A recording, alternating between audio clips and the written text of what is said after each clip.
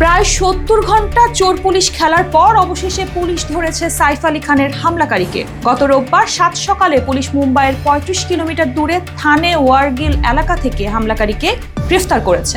৩০ বছর বয়সী অভিযুক্তের নাম মোহাম্মদ শরীফুল ইসলাম শেহজাদ। অভিযুক্ত ব্যক্তির থেকে পাওয়া পরিচয়পত্র অনুযায়ী পুলিশ জানতে পেরেছে গ্রেফতার করা ব্যক্তি বাংলাদেশি। শরীফুলের কাছ থেকে আরো অনেক তথ্য বের করেছে বেন্দ্রা পুলিশ। পুলিশ সূত্র বলছে ৩০ বছর বয়সী শরীফুল তাদের জানিয়েছে যে ভারত আসার আগে তিনি বাংলাদেশে কুস্তি করতেন।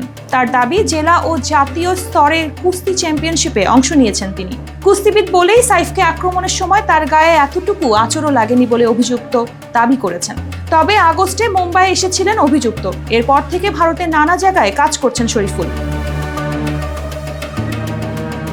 সবচেয়ে বড় প্রশ্ন ছিল সাইফ কারিনার বিলাসবহুল অ্যাপার্টমেন্টে নিরাপত্তা ব্যবস্থা বেশ কঠোর।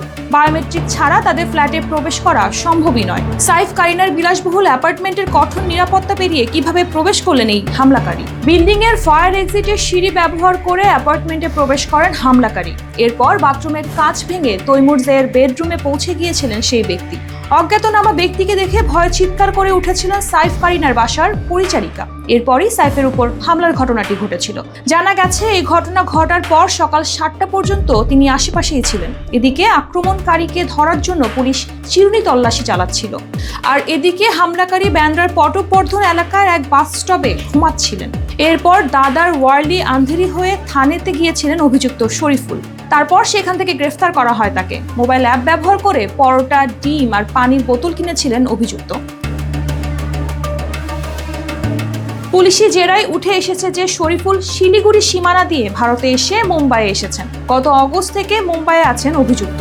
থানে থেকে গ্রেফতারের পর তাকে ব্যান্দ্রা আদালতে পেশ করা হয়েছিল। পুলিশ অভিযুক্ত ব্যক্তির ১৪ দিনের রিমান্ডের জন্য আবেদন করলেও আদালত ৫ দিনের রিমান্ড দিয়েছেন। ২৪ জানুয়ারি পর্যন্ত অভিযুক্ত ব্যক্তি পুলিশ হেফাজতেই থাকবেন।